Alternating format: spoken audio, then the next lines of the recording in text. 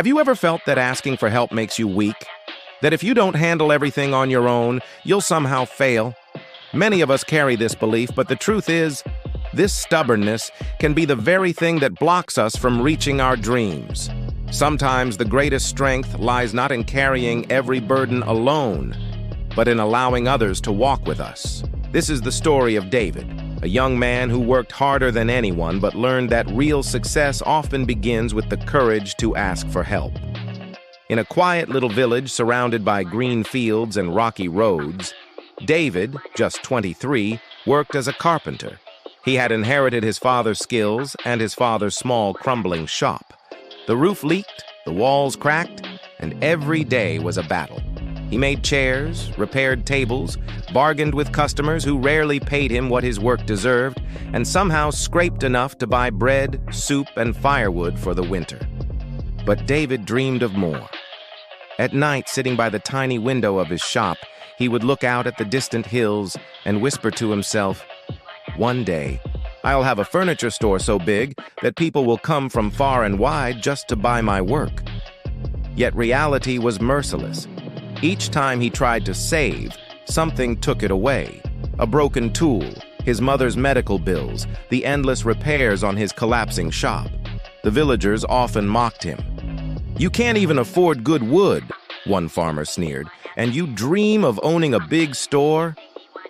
The words stung, but David held on to his vision. One winter morning, a merchant named Mr. Aziz walked into his shop. Known for his wisdom and travels, he asked David to make a large dining table within a week. It was the biggest order David had ever received, and the pay was good. He threw himself into the work, but halfway through, disaster struck. He ran out of wood. Prices had doubled because of winter demand, and David couldn't afford enough. He felt crushed.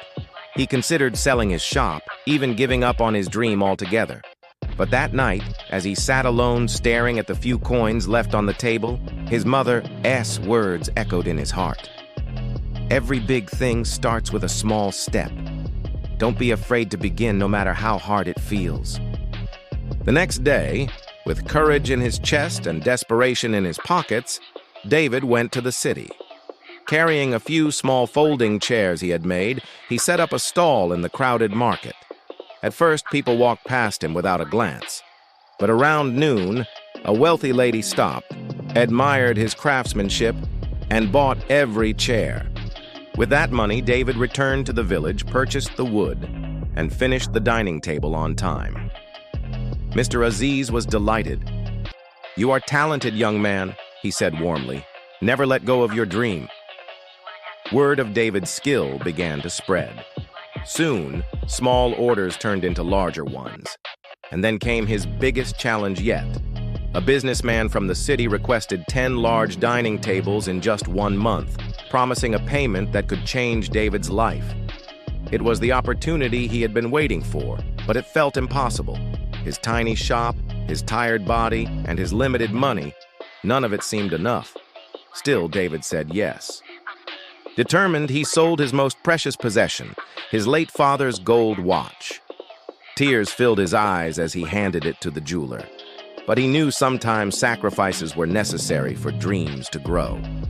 With the money, he bought high-quality wood and began working day and night. His hands cracked, his body ached, his stomach often empty, but he refused to stop. One evening, exhausted and broken, David sat beside a half-finished table that kept collapsing due to a flaw in the wood.